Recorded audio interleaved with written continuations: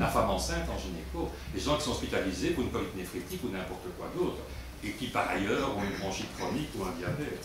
La grande majorité des cas graves, ils sont jeunes, vous l'avez vu au point de vue des soins intensifs. Et si la majorité ont des pathologies sous-jacentes, ce n'est pas tout le monde, une partie n'a pas de pathologie sous-jacente. Alors la grossesse est un point effectivement relativement préoccupant. Relativement préoccupant parce que si la grossesse, chaque fois pour la grippe peut être un problème, la femme enceinte est plus sensible que la femme non enceinte à la grippe saisonnière, dans ce cas-ci, clairement, on a une surreprésentation. Surreprésentation qui est marquée au 2e et au 3e trimestre de la grossesse. Dans les études, telles qu'elles sont publiées pour l'instant, il y a globalement parlant pour les femmes enceintes décédées de la grippe, 90% d'entre elles sont au 2e ou 3e trimestre. 10% sont au 1er trimestre. Donc c'est clair que c'est le 2e et le 3e trimestre qui doit être visé. Ça, c'est la destination personnelle des femmes dans la salle, mais c'est aussi par rapport aux femmes qui sont en gynéco, qui sont enceintes, etc., et qui pourraient attraper la grippe dans le contexte en question. Et quand on voit les études en question, le taux d'hospitalisation pour les femmes enceintes par rapport à la population générale était, comme vous le voyez, à peu près 4 à 5 fois plus important.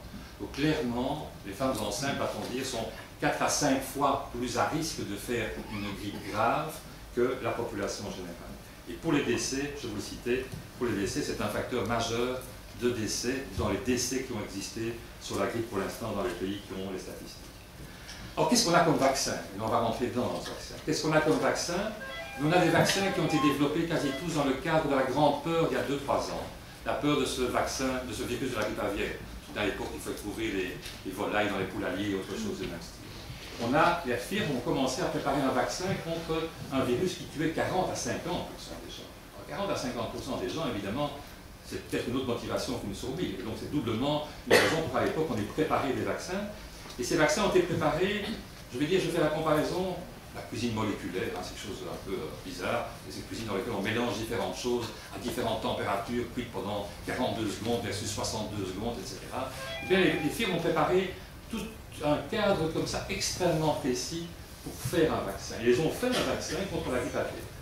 Ils ont présenté ça aux autorités de reconnaissance européennes, qu'on appelle les MEIA, et il a été accepté scientifiquement que le schéma, la recette qu'ils avaient déposée, était valable et potentiellement valable pour d'autres virus, en changeant juste un ingrédient. L'ingrédient qui était quel est le virus qui est en cause dans la pandémie. Vous faites votre recette de cuisine moléculaire et vous mettez la tomate plutôt que le céleri en fonction de la saison. Et tout le reste, les secondes, c'est exactement la même chose. C'est ce qui a été déposé. Et donc ce vaccin n'est pas du tout un vaccin bricolé rapidement depuis le mois de mars-avril. C'est un vaccin qui a mis des années à être préparé, dont le brevet, si on peut dire, est déposé très clairement, et dont on change un élément, qui est le morceau de virus. Ce n'est pas le virus de la grippe aviaire, c'est ce fameux H1N1 qui nous intéresse pour l'instant. Alors, qu'est-ce qu'on a au point de vue non de vaccin? Je vous les cite par intérêt. Celui qui va nous intéresser le plus, qu'on va discuter, c'est le fameux Pandemrix, puisque c'est celui qui va couvrir la population mondiale. C'est celui dont on a 12 millions de doses à la grosse louche qui ont été effectivement achetées. Il existe d'autres vaccins. 2 des vaccins reconnus pour l'instant ont un adjuvant, et on va amplement parler de l'adjuvant. C'est le Pandemrix et un vaccin fait par la firme suisse Novartis. Il y a un vaccin qui n'a pas d'adjuvant, qui est fait par Baxter. Il y a d'autres vaccins qui sont en préparation avec ou sans adjuvant. Alors l'adjuvant, c'est un nom, qu'est-ce que c'est qu'un adjuvant? C'est un peu ça qui fait peur aussi, on ne sait pas très bien ce que c'est qu'un adjuvant. Un adjuvant, c'est tout simplement une substance qui est faite pour augmenter l'efficacité du vaccin. C'est de la levure pour faire monter le pain. C'est quelque chose pour mieux faire prendre les choses, pour que notre corps réagisse mieux à ce que vous lui mettez et fasse mieux ses imputés. Et parmi ces adjuvants, il y a de vieilles choses, de vieux modèles, c'est ce qu'on appelle l'aluminium tout simplement, qui se trouve dans beaucoup de vaccins. Et puis il y a des nouvelles choses, avec des noms un peu barbares à toucher dehors, que vous voyez ici. Les gynécos connaissent bien celui-là, l'ASO4, il est présent dans le Cervarix, le vaccin que beaucoup de femmes connaissent, un des 2 vaccins contre le cancer du col. Cervarix à l'ASO4, ce qui va nous intéresser, nous, c'est ces 2 autres noms à coucher dehors, ASO3 et MF59. Il y a un triple but, si on peut résumer les choses. Un, c'est diminuer la quantité de morceaux de microbes qu'on met dans le vaccin. Vous voyez pourquoi? Parce qu'il faut les produire, ces morceaux de microbes. Et on les produit dans quoi? Dans des œufs de poule. On les produit dans les œufs de poule, ben, il faut faire le plus de vaccins possible avec les œufs de poule que l'on a. C'est une sorte de résumé des choses dans la recette en question. Et donc, si on peut mettre moins de microbes dans le vaccin, moins de fragments de microbes, c'est des bouts de microbes incapables de vous donner l'infection, eh bien, c'est permettre de faire plus de vaccins avec le même nombre d'œufs de poule. La réponse immunitaire croisée, c'est un nom bizarre, ça veut dire quoi? Ça veut dire que si le virus mute pas trop, mais qui mute un peu, on espère ainsi, on a des bons indices, qu'on aura des anticorps produits chez nous qui vont aussi lutter contre ce virus qui a changé ses vêtements. Pas s'il se grime complètement et qu'il change de couleur, mais qui change de vêtements. Et donc ça, c'est quelque chose qu'on n'a pas de la même manière si on n'est pas cet adjuvant dans la préparation. Et en plus, vous savez qu'il y a des gens qui sont plus faibles dans leur moyen de défense, les immunodéprimés, c'est pas le sida pour ça, c'est les gens qui ont un diabète, c'est les gens qui ont une bronchite chronique, c'est les gens qui prennent la cortisone, qui ont la polyarthrite. Ces gens-là vont moins bien répondre à un vaccin normal. Si vous boostez leur réponse en mettant un adjuvant, ils ont plus de chances de faire des anticorps. Donc il y a une triple raison de penser aux adjuvants pour mieux répondre au point de vue de l'efficacité des vaccins. C'est quoi ces adjuvants? Eh bien, c'est entre autres les squalènes. On est parti dans des noms vraiment accouchés d'or, et ça fait peur des noms accouchés d'or. Les squalènes, c'est quoi? Ce sont des lipides totalement naturels que vous trouvez dans certains végétaux, que vous trouvez dans le foie, entre autres. Et voilà les trois qui sont employés pour l'instant, et on va surtout, bien sûr, décrypter celui qui nous intéresse, l'ASO3. Alors ça, c'est ceux qui ne sont pas, c'est l'ASO4 du Cervarix, ce sont les sels d'aluminium des vieux vaccins. Je vais passer rapidement là-dessus. Et je vous montre simplement, mais peut-être assez rapidement parce que peut-être pas assez de public médical pur, que si on prend des morceaux de virus sans adjuvant, vous voyez la réponse que ça vous donne? Bon, c'est bien, mais c'est pas terrible. Il faut avoir au moins ça.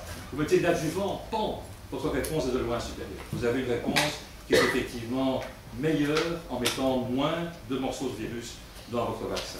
Et vous avez en plus avoir une réaction croisée, je ne vais pas le détailler ici aujourd'hui. Alors le squalène, qu'on trouve dans les plantes, dans les foies de mammifères, est une substance qu'on appelle de l'huile dans l'eau. Ça fait un petit peu poétique, hein, de l'huile dans l'eau. Ça permet effectivement de mieux présenter le morceau de virus à notre immunité.